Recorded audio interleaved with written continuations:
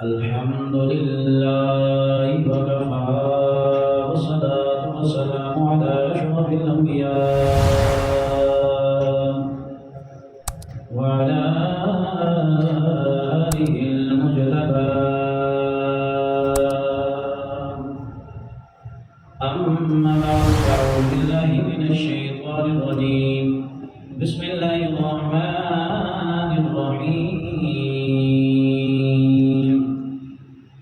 وكذلك جعلناكم أمة وسطا لتكونوا شهداء على الناس ويكون الرسول عليكم شهيدا.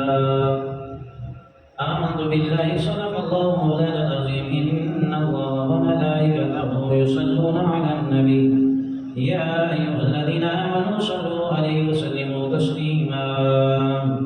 الصلاة والسلام عليك يا سيدي يا رسول الله.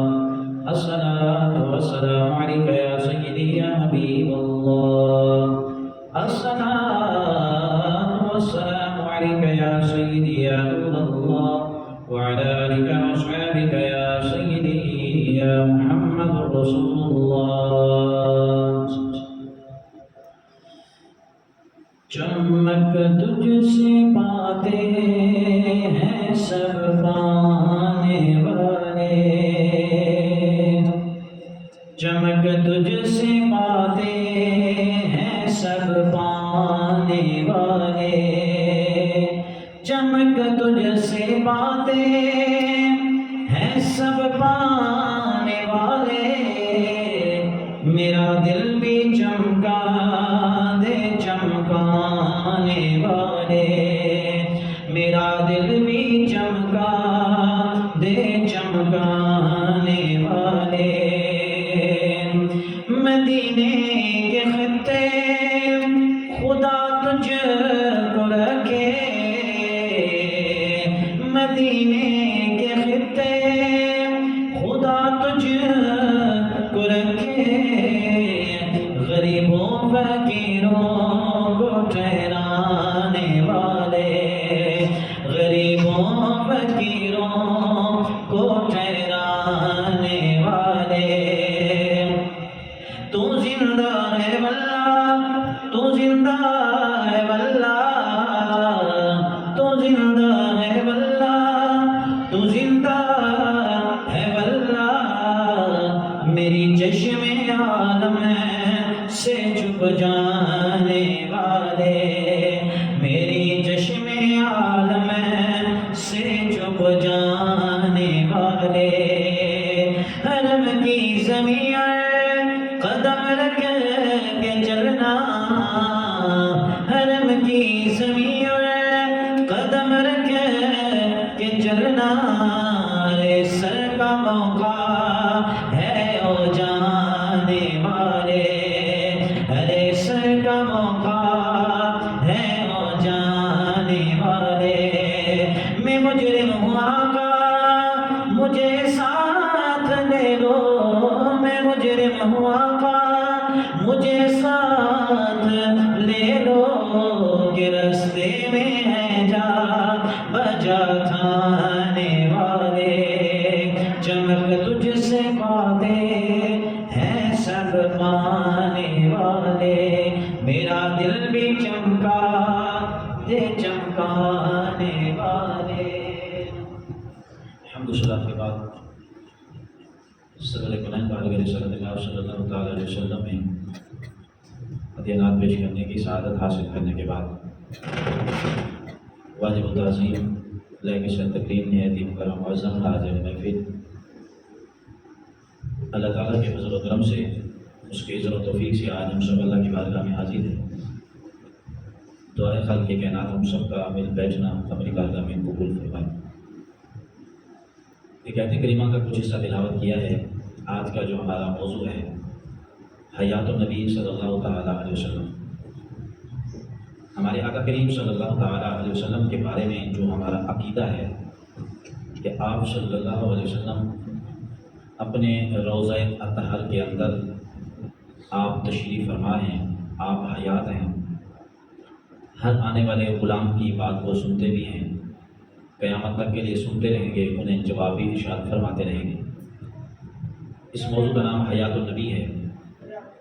اس پر بات کرنے کی سعادت حاصل کریں گے قرآن حدیث کی روشنی میں۔ یہ ایک بہت بڑا مسئلہ ہے حیات النبی کے حوالے سے۔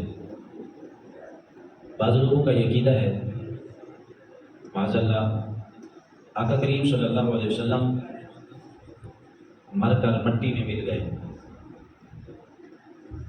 قبر کے اندر کوئی ان کا وجود نہیں ہے، اور ہر انسان مرنے کے بعد مر کے مٹی میں مل جاتا ہے۔ یہ بعض لوگوں کا عقیدہ ہے۔ ہمارے عقیدے کے مطابق معاملہ ایسا نہیں ہے۔ عالم دنیا سے عالم آخرت کی طرف جانے سے پہلے ایک عالم برزخ ہے، جس کو ہم عالم قبر بھی کہہ سکتے ہیں، عالم برزخ بھی کہہ سکتے ہیں۔ مرنے کے بعد جہاں انسان چلا جاتا ہے، جب انسان مر جاتا ہے مسلمان اس کو قبر کے اندر دفن کرتے ہیں جنازہ پڑھنے کے بعد۔ غیر مسلم میں دو طرح کے لوگ ہیں، بعض لوگ اسے آگ میں جلا دیتے ہیں، اور ایک مذہب ایسا بھی ہے کہ جو جانوروں کو، درندوں کو، پرندوں کو پھینک دیتے ہیں کہ میت کو جانور کھا جاتے ہیں، پرندے نوچ نوچ کر کھاتے ہیں۔ مسلمان بڑی عزت و احترام کے ساتھ غسل دیتے ہیں، جنازہ پڑھتے ہیں، اسے قبر میں بڑی عزت و احترام کے ساتھ اتار کر اس کے اوپر بڑی عزت و احترام کے ساتھ مٹی ڈال دیتے ہیں، سنت طریقہ ہے۔ غیر مسلم آگ میں جلاتے ہیں، ایک مذہب جو پرندوں کو ڈال دیتے ہیں، جو جہاں چلا جاتا ہے، جو پرندوں کے پیٹ میں چلا جاتا ہے، مچھلی کے پیٹ میں چلا جاتا ہے، درندوں کے پیٹ میں چلا جاتا ہے، اس کے لیے وہ عالم برزخ ہے۔ جو مٹی میں چلا جاتا ہے اس کے لیے وہ عالم برزخ ہے۔ مرنے کے بعد انسان جہاں چلا جائے اس کو عالم برزخ کہتے ہیں، چاہے وہ پرندوں کے پیٹ میں چلا جائے، آگ میں چلا جائے، پانی میں چلا جائے، ہوا میں چلا جائے، مٹی میں چلا جائے، جہاں چلا جائے وہ اس کے لیے عالم برزخ ہے۔ اللہ تعالیٰ نے مسلمان تو بات کی بات ہے، جو ایک کافر ہے جب وہ قبر میں جاتا ہے، قرآن بھی بتاتا ہے، حدیث بھی بتاتی ہے کہ اسے عذاب دیا جاتا ہے، اسے سزا دی جاتی ہے کافر کو، اور ایمان والے کو قبر میں جزا دی جاتی ہے، چاہے سزا دی جائے یا جزا دی جائے، اس کے لیے انسان کا زندہ ہونا ضروری ہے۔ اگر زندہ نہیں ہے تو نہ وہ سزا پا سکتا ہے نہ وہ جزا پا سکتا ہے۔ لوگ تو آقا علیہ الصلوۃ والسلام کی بارگاہ میں اس طرح کی بے ادبی کر جاتے ہیں کہ وہ معاذ اللہ مر کے مٹی میں مل گئے۔ ہم تو کہتے ہیں آقا علیہ الصلوۃ والسلام امام الانبیاء ہیں، ان کی شان تو تمام انبیاء سے اعلیٰ ہے، پھر ان کے نیچے انبیاء کی شان ہے، پھر اس کے بعد صحابہ کی شان ہے، تابعین کی شان ہے، تبع تابعین کی شان ہے، کتب ابدال مجتہد کی شان ہے، شہید کی شان ہے، نیک بندوں کا مقام ہے۔ یہ تو درجہ بدرجہ آقا علیہ الصلوۃ والسلام کا مقام سب سے بلند ہے۔ اللہ کے بعد کائنات میں جس کا سب سے بڑا مقام ہے وہ رسول اللہ صلی اللہ علیہ وسلم کی ذات ہے۔ ایک کافر جب قبر میں حیات ہے اس کو سزا دی جا رہی ہے، تو مسلمان کی شان کا پھر کیا کہنا۔ اللہ تعالیٰ قرآن مقدس میں ارشاد فرماتا ہے وَلَا تَقُولُوا لِمَن يُقْتَلُ فِي سَبِيلِ اللَّهِ أَمْوَاتٌ، لوگوں جو اللہ کی راہ میں مارے جائیں کبھی ان کو مردہ نہ کہنا، بل احیاء، بلکہ یہ زندہ ہے، وَلَٰكِن لَا تَشْعُرُونَ، تمہیں نہیں پتہ یہ کیسے زندہ ہے، تم نہیں سمجھ سکتے ان کی زندگی کو، تم نہیں جان سکتے۔ اب یہ ایک شہید کے بارے میں اللہ تعالیٰ فرما رہا ہے کہ شہید قبر میں زندہ ہے، پھر ایک اور مقام پر فرماتا ہے وَلَا تَحْسَبَنَّ الَّذِينَ قُتِلُوا فِي سَبِيلِ اللَّهِ أَمْوَاتٌ، فرمایا ان کے بارے میں مردہ ہونا گمان بھی نہ کرو، بل احیاء عند ربہم یرزقون، بلکہ وہ زندہ ہیں، اللہ انہیں رزق بھی عطا کرتا ہے، اللہ انہیں رزق بھی دیتا ہے قبر میں، وہ رزق بھی کھاتے ہیں، وہ زندہ بھی ہیں۔ ہمیں فرماتے ہیں ان کے بارے میں تو مردہ ہونا گمان بھی نہ کرو، کہنا تو دور کی بات ہے، کہنا اور ہوتا ہے، گمان کرنا اور ہوتا ہے۔ اللہ فرماتے ہیں تمہارے ذہنوں میں یہ کبھی بات آئے ہی نہ، گمان ہی نہ آئے کہ وہ مردہ ہے۔ بلکہ اللہ نے ان کو زندگی عطا کی اور وہ قبر میں زندہ ہیں. عند ربہم یرزقون، اللہ انہیں رزق بھی عطا کرتا ہے، وہ رزق بھی استعمال کرتا ہے. قرآن نے بتایا، یہ مقام بتایا ہے شہید کا، یہ شہید زندہ ہے. یہ بہت نیچے مقام ہے، شہید سے اونچا مقام ہے انبیاء کا. آقا علیہ الصلوۃ والسلام ارشاد فرماتے ہیں، میں معراج کی رات جب میں جا رہا تھا مسجد اقصیٰ سے، جب میں نے آسمان کا سفر کیا، راستے میں میں نے دیکھا، جب میں مسجد اقصیٰ کی طرف جا رہا تھا راستے میں ایک سرخ ٹیلے سے میرا گزر ہوا. میں نے دیکھا اس قبر کے اندر موسیٰ علیہ السلام کی وہ قبر ہے. موسیٰ علیہ السلام کھڑے ہو کر قبر کے اندر، فرمایا وہ اللہ کی عبادت کر رہے ہیں، نماز ادا کر رہے ہیں. موسیٰ علیہ السلام اللہ کے نبی ہیں. یہ ایک عام نبی رسول جو ہیں، یہ ان کا مقام ہے، قبر میں کھڑے ہو کر نماز پڑھ رہے ہیں. پھر آقا علیہ السلام فرماتے ہیں کہ جب میں گزرا تو موسیٰ علیہ السلام قبر میں نماز پڑھ رہے ہیں. جب میں آسمان پر پہنچا وہاں بھی موسیٰ علیہ السلام موجود ہے. پھر جب میں وہاں سے مسجد اقصیٰ پہنچا وہاں بھی موسیٰ علیہ السلام موجود ہے. آقا علیہ السلام کا جو سفر اتنا تیز تھا کہ یہ سارا سفر پلک جھپکنے سے پہلے ہو گیا. پلک جھپکنے سے پہلے اتنا تیز سفر تھا. اب قبر سے گزرے، موسیٰ علیہ السلام قبر میں کھڑے ہو کر نماز پڑھ رہے ہیں، حالات قیام کے اندر ہیں. اب آپ نے رکوع کرنا تھا، پھر سجدہ کرنا تھا، پھر قعدہ میں بیٹھنا تھا، اس کے بعد سلام پھیرنا تھا، پھر کہیں جا کے سفر کرتے. آقا فرماتے ہیں پھر میں مسجد اقصیٰ پہنچا، موسیٰ علیہ السلام مجھ سے پہلے وہاں بھی موجود ہے. پھر سرکار فرماتے ہیں وہاں موسیٰ علیہ السلام کو چھوڑ کر میں جب آسمانوں کی طرف گیا، آسمان پہ پہنچا، موسیٰ علیہ السلام وہاں پر موجود ہے. تو یہ بتانا مقصود تھا امت کو، یہ مسئلہ بتانا مقصود تھا کہ جو اللہ کا نبی ہوتا ہے، اللہ اس کو ایسی زندگی عطا کرتا ہے کہ وہ قبر میں اللہ کی عبادت بھی کرتا ہے، اور ایک جگہ نہیں بلکہ کئی جگہ پر وہ بیک وقت وہ چاہے تو موجود بھی ہوتا ہے. یہ شان ہے حضرت موسیٰ علیہ السلام. موسیٰ علیہ السلام جیسے حضرت دعا کرتی ہے کہ اللہ مجھے اس نبی کا امتی بنا، مجھے تو نے نبوت عطا کی ہے، نبوت کا تاج پہنایا ہے، مجھ سے گفتگو فرماتا ہے، مجھ سے کلام بھی کرتا ہے، اور تیری طرف سے وحی بھی آتی ہے، سب کچھ ہے. لیکن جو تیرا نبی آخر الزمان آئے گا، اس کی امت کتنی بڑی شان ہوگی، تو اس نبی کی شان کا عالم کیا ہوگا.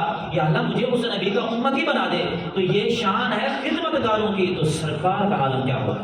پھر آقا علیہ السلام فرماتے ہیں موسیٰ علیہ السلام 3 جگہ پر موجود. تو یہ جو انبیاء کرام ہوتے ہیں، یہ اپنی قبر اطہر کے اندر یہ زندہ ہوتے ہیں، اللہ کی عبادت بھی کرتے ہیں. ایک اور شریف مسئلہ بھی ہے، مرنے کے بعد عبادت کا سلسلہ ختم ہو جاتا ہے.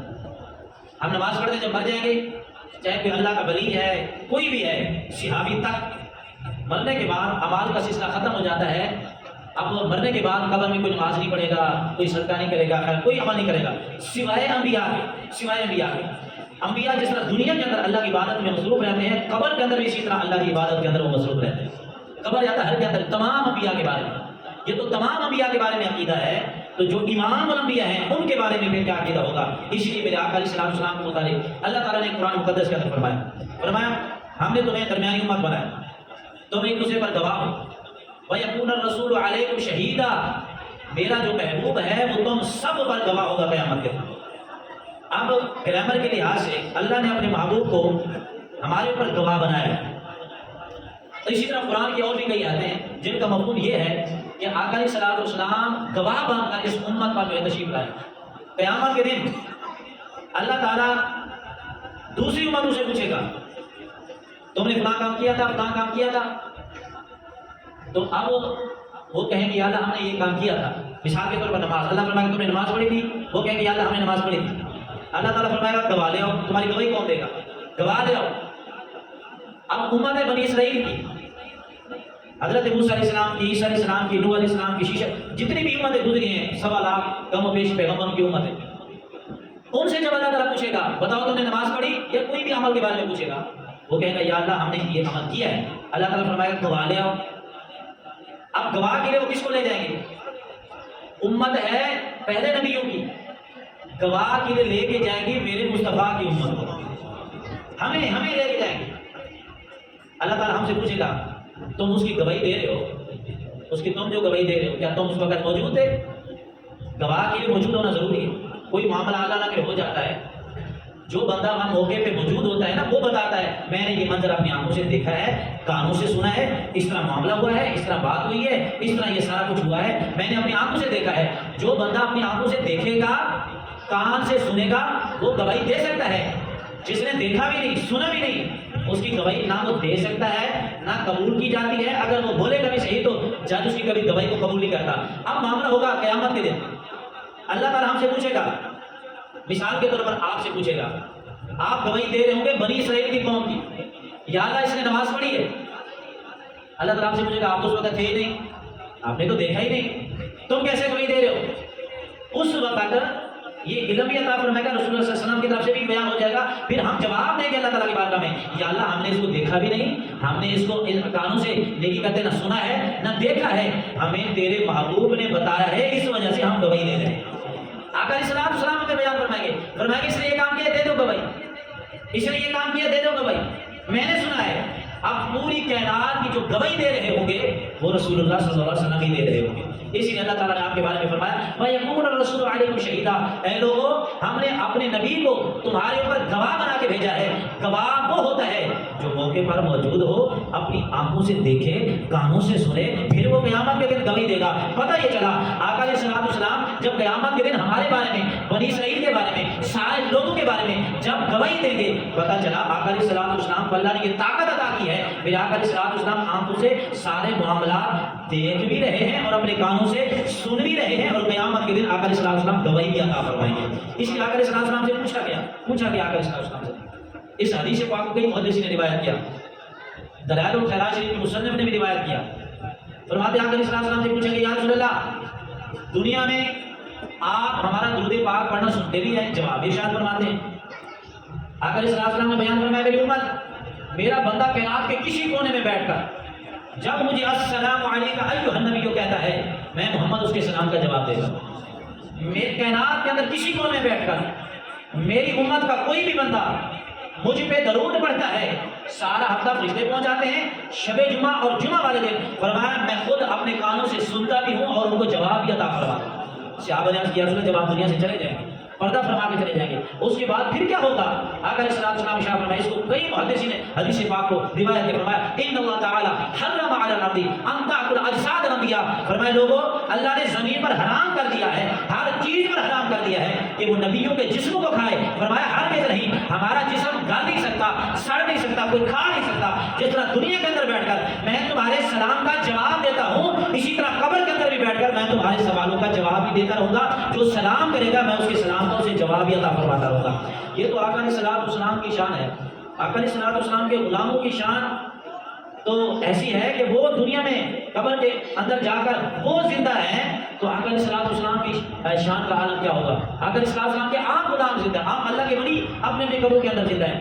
حضور قبلہ میاں صاحب، میاں شیر محمد صاحب شرف شریف والے جو بزرگ ہیں، آپ نے سنا ہوگا شرف شریف کے جو بزرگ ہیں، آپ کا ایک مرید تھا، وہ بار بار اصرار کرنے لگا، بابا بلے شاہ لاہور سے آ گیا، کہنے لگا حضور مجھے خلیفہ تھا نا، خاص خلیفہ تھا، مرید تھا، حضور مجھے اجازت ہے میں بابا بلے شاہ کے عرس میں جانا چاہتا ہوں۔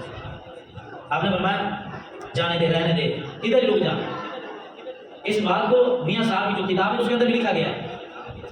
وہ بار بار حضور مجھے چھٹی دے دے، میں بابا بلے شاہ کا عرس ہو رہا ہے، سارے لوگ جا رہے ہیں، میرے دوست رشتے دار، میں بھی وہاں جانا چاہتا ہوں، مجھے اجازت دے دے۔ جب بار بار اس نے اجازت مانگی نا تو میاں صاحب نے اجازت عطا فرمائی، فرمایا ایک کاغذ کا ٹکڑا لیا، وہ کاغذ کا ایک اتنا بڑا ٹکڑا لے آیا، آپ نے ایک لکڑی کا ایک تنکا اٹھایا، کوئی دوات نہیں، کوئی قلم نہیں، آپ نے اس کے اوپر ایسے کچھ لکھا۔ لکھنے کے بعد یہ وہ ٹکڑا کاغذ کچھ نظر ہی نہیں آ رہا تھا، جب تنکے کے ساتھ لکھا، نہ سیاہی ہے، نہ قلم ہے، نہ دوات ہے، نہ کوئی پینسل ہے، نہ کچی، نہ پکی، کوئی کسی قسم کی، ایک تنکے سے ایسے کچھ لکھا، کاغذ کا ٹکڑا دیا، فرمایا جانا وہاں پہ ایک دیوار کے ساتھ ایک جال کا درخت ہے، نیچے ایک بزرگ بیٹھے ہوں گے، یہ روکا اس کو دے دینا۔ آپ نے دے دیا، چھٹی دے دی۔ اب وہ غلام مرید کو جب چھٹی مل گئی تو چلا کہ بابا بلے شاہ رحمۃ اللہ تعالیٰ علیہ ان کے عرس پر جب وہاں پہنچے تو جال کا درخت تھا، نیچے دیوار کے ساتھ ایک بابا جی ٹیل لگا کے بیٹھے تھے، جا کے رکا، ان کو پکڑا دیا، بڑے حیران بھی ہے، پریشان بھی ہے، اس پہ لکھا تو کچھ بھی نہیں ہے۔ بابا جی نے پڑھا، ایسے رکا، پڑھنے کے بعد مسکرا پڑے، ہنسنے لگے، پھر جال سے ایک ایسے دن کا توڑا، دوسری سائڈ پہ انہوں نے پھر کچھ لکھا، اور نہ کوئی قلم ہے، دوات ہے، کچھ بھی نہیں ہے، کوئی پینسل نہیں ہے، ایسے لکھنے کے بعد فرمایا یہ واپس دے دینا ہوگا۔ اب وہ مرید بڑا پریشان ہے کہ انہوں نے لکھا مجھے کچھ نظر نہیں آیا، اب انہوں نے پڑھا بھی ہے، ہنسے بھی ہیں، پھر ادھر سے لکھ بھی دیا ہے، کوئی بات سمجھ بھی نہیں آتی یہ ماجرا کیا ہے۔ جب یہ واپس آئے میاں صاحب نے فرمایا بھی ہو کے آ گئے؟ جی حضور۔ روکا پکڑایا تو آپ نے پھر وہ پڑھا دوسری سائڈ، آپ بھی مسکرانے لگے۔ مرید قدموں میں گر گیا، حضور ماجرا کیا ہے؟ آپ نے لکھا مجھے کچھ سمجھ نہیں آیا، بابا جی کو میں نے پکڑایا وہ پڑھے اور ہنسے، پھر انہوں نے لکھ دیا مجھے کچھ نظر نہیں آیا، آپ نے پڑھا آپ بھی ہنسے، یہ کیا راز و نیاز کی بات ہے، ذرا مجھے بھی پتہ چل جائے۔ آپ نے فرمایا جس کو تو نے جا کے حکا پکڑایا تھا نا، تو گیا تھا نا بابا بلے شاہ کے اس پہ، صاحب مزار کے اس پہ، بابا بلے شاہ دنیا سے جا چکے تھے، جس ہستی کو تو نے جا کے حکا پکڑایا تھا وہ بابا بلے شاہ ہی تھے جو مزار سے نکل کر باہر تشریف فرما۔ یہ اللہ کے ولی ہیں، وہ بابا بلے شاہ ہی تھے جس کے مزار کو لوگ چوم رہے تھے، وہ مزار سے نکل کے باہر بیٹھے تھے۔ یہ اللہ والوں کی زندگی ہوتی ہے، وہ اللہ والے ایسے ہوتے ہیں۔ لوگ کہتے ہیں اللہ والے مر گئے، ہم کہتے ہیں وہ تو قید سے چھوٹے، وہ تو اپنے اصلی گھر گئے۔ ان کی جو وہ زندگی ہے وہ بڑی اعلیٰ زندگی ہے۔ قرآن ہمیں بتاتا ہے، فرمایا لوگوں تم جو میری راہ میں ایمان لائے، اچھے عمل کیے، تم یہ سمجھتے ہو وہ مر کے مٹی میں مل گئے۔ فرمایا ثواب محیا و مماتہم، قرآن بتا رہا ہے ان کی زندگی موت دونوں برابر ہوتے ہیں۔ سام آیا تم ان کے بارے میں بری فیصلے کیسے کرتے ہو، تم ان کے بارے میں بری بری باتیں کیسے کہتے ہو؟ جو میرے ولی ہوتے ہیں، ایمان لاتے ہیں، ایمان لانے کے بعد اچھے عمل کرتے ہیں، فرمایا ان کی زندگی موت دونوں برابر ہوتے ہیں۔ اب وہ بابا جی کا مرید کہنے لگا حضور پھر چلو یہ تو بتا دیا، یہ بھی بات سمجھ میں آ گئی کہ وہ اللہ کے ولی ہیں، زندہ ہیں، یہ تو بات ہم پہلے بھی مانتے ہیں، یہ جو آپ نے یہ چکر کیا ہے، ادھر لکھا انہوں نے ادھر لکھا، یہ معاملہ کیا ہے؟ آپ فرمانے لگے میں نے یہ لکھ کے دیا ہے، بابا بلے شاہ کو میں نے رکا لکھا ہے، پھر تمہارے مزار پہ بہت سی چرسی موالی، یہ بہت سارے لوگ بھنگ پیتے ہیں اور ڈھول ڈھمکے یہ سب کچھ کرتے ہیں، آپ ان کو روکتے کیوں نہیں؟ میں نے یہ لکھا ہے۔ تو اچھا آپ نے عرض کیا کہ حضور پھر انہوں نے جواب میں کیا لکھا ہے؟ فرمانے لگے انہوں نے جواب میں یہ لکھا ہے کہ میں اتنے لوگوں کو کیسے روکوں، تجھ سے ایک بندہ نہیں روکا گیا، میں اتنے بندوں کو کیسے روکوں؟ تجھ سے ایک بندہ نہیں روکا گیا، میں اتنے بندوں کو کیسے روکوں؟ تو یہ اللہ کے ولیوں کی ایسی زندگی ہے کہ جو مرنے کے بعد بھی قبر میں زندہ ہوتے ہیں، ایک دوسرے کو پیغام دیتے بھی ہیں، لیتے بھی ہیں۔ جو اللہ ان کو زندگی عطا کرتا ہے وہ عام بندے کی زندگی نہیں ہو سکتی، یہ زندگی ہے خدمت گاروں کی۔ سرکار کا عالم کیا ہوگا، تو میرے آقا علیہ الصلوۃ والسلام کی زندگی کا کیا عالم ہوگا؟ حضور قبلہ باقی بلّہ رحمۃ اللہ تعالیٰ علیہ آپ کے بارے میں آتا ہے، بڑا مشہور واقعہ ہے، یہ سلسلہ نقشبند کے بہت بڑے بزرگ ہیں، حضور خواجہ باقی بلّہ رحمۃ اللہ تعالیٰ علیہ۔ آپ سے ایک مرید نے کیا سوال، بات چل رہی تھی کہ مرنے کے بعد کی جو زندگی حیات النبی کے حوالے سے، حضور کے غلام زندہ ہیں تو پھر آقا علیہ الصلوۃ والسلام کا عالم کیا ہوگا؟ حضور قبلہ باقی بلّہ رحمۃ اللہ تعالیٰ علیہ، خواجہ باقی بلّہ رحمۃ اللہ تعالیٰ علیہ، آپ سے ایک بندے نے آگے سوال کیا، حضور یہ ارشاد فرمائیں، یہ بقا فنا کا مسئلہ علماء سے سنتے آتے رہتے ہیں کہ جو بندہ اپنے آپ کو اللہ کے ذکر میں فنا کر دیتا ہے، اپنے آپ کو اللہ کی محبت میں فنا کر دیتا ہے، رسول کی محبت میں فنا ہو جاتا ہے، پھر اللہ اسے بقا کی زندگی عطا کرتا ہے۔ یہ بقا فنا یہ کیا چکر ہے، ذرا مجھے ارشاد فرما دیں۔ حضور قبلہ باقی بلّہ رحمۃ اللہ تعالیٰ علیہ اللہ کے بہت بڑے ولی تھے، آپ نے فرمایا یار یہ سوال ذرا سنبھال کے رکھنا، جو بندہ میرا جنازہ پڑھائے گا یہ سوال اس سے کرنا، وہ تجھے جواب دے دے۔ چاہتے تو جواب دے سکتے تھے، چاہتے تو جواب دے سکتے تھے، مگر آپ نے امت کو کچھ اور دکھانا چاہتے تھے، امت کو کچھ اور بتانا چاہتے تھے۔ اللہ کا نبی ہو یا اللہ کا ولی ہو، جواب اس طرح دیتا ہے، ایک حکمت والے طریقے سے دیتا ہے کہ بہت سارے مسئلے اور بھی واضح ہو جائیں۔ چاہتے تو آپ ہی جواب دے سکتے تھے، لیکن آپ نے کیا ارشاد فرمایا؟ آپ نے فرمایا جو بندہ میرا جنازہ پڑھائے گا نا، کہ اس سے سوال کرنا، تجھے تیرے سوال کا جواب دے دے گا۔ تھوڑا سا وقت گزرا، تھوڑا سا عرصہ گزرا، حضور قبلہ باقی بلّہ رحمۃ اللہ تعالیٰ دنیا سے چلے گئے، اللہ کو پیارے ہو گئے، اعلان ہو گیا، جنازہ تیار ہو گیا، وہ مرید بھی جنازے پہ آیا ہوا تھا، تو اتنی دیر میں اعلان ہوا کہ حضور باقی بلّہ رحمۃ اللہ تعالیٰ علیہ کا جنازہ وہ بندہ پڑھائے گا جس بندے نے زندگی میں کبھی نماز تہجد نہ چھوڑی ہو، صرف وہ بندہ نماز جنازہ پڑھائے گا۔ اب بڑے بڑے ولی کھڑے تھے، بڑے بڑے عالم، بڑے بڑے بزرگ کھڑے تھے، اعلان ہو گیا، آگے وہ بڑھے۔ ہر بندے کی خواہش ہوتی ہے کہ جنازہ میں پڑھوں، بڑے بڑے علماء کی، بڑے بڑے بزرگوں کی خواہش ہوتی ہے کہ ایک بندہ جنازہ میں پڑھوں، مجھے یہ سعادت مل جائے۔ اعلان کر دیا گیا کہ جس بندے نے کبھی بھی تہجد کی نماز قضا نہ کی ہو وہ بندہ آگے بڑھے اور نماز جنازہ پڑھے۔ اتنے دیر میں ایک بزرگ کو تشریف لائے، چہرہ چھپایا ہوا، بزرگ آگے بڑھے اور انہوں نے نماز جنازہ پڑھی۔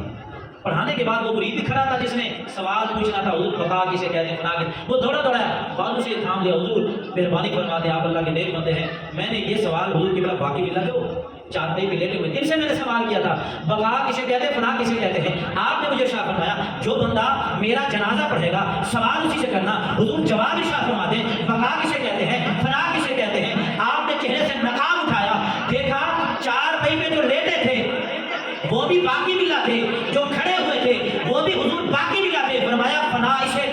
بغاوسی کہتے ہیں۔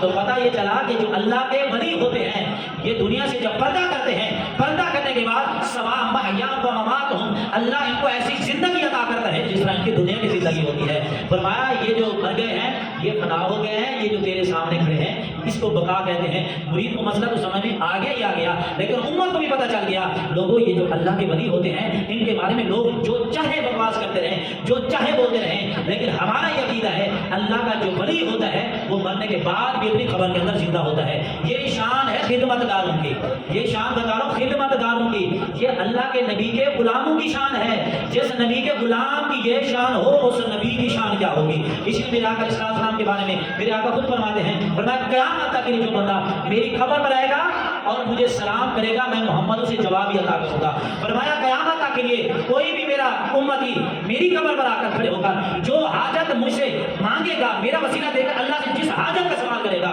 ابھی اس کے الفاظ پورے نہیں ہوں گے رب اسے پہلے عطا فرما دے گا۔ میرے آقا علیہ السلام تو وہ ہستی ہیں کہ جنہوں نے 75 مرتبہ امام شعرانی رحمۃ اللہ تعالیٰ علیہ کو اپنا دیدار عطا فرمایا۔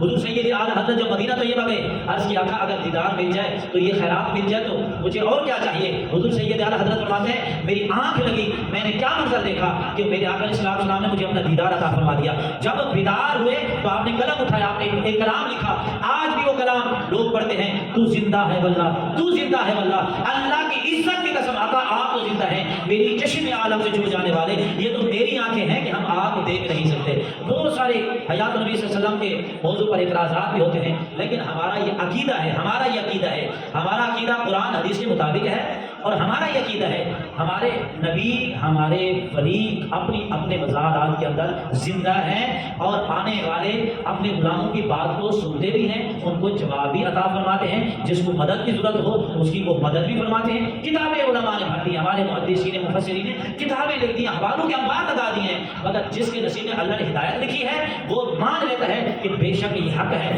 جس کے نصیب میں اللہ نے نہیں لکھا آپ اسے کبھی نہیں منوا سکتے۔ جس نے کہہ دیا کوا سفید ہے آپ لاکھ پکڑ کے کبھی اسے دکھاتے ہیں وہ کبھی نہیں مانے گا۔ یہ ہدایت ہوتی ہے اللہ جسے عطا فرما دے۔ اللہ تعالیٰ سب کی حاضر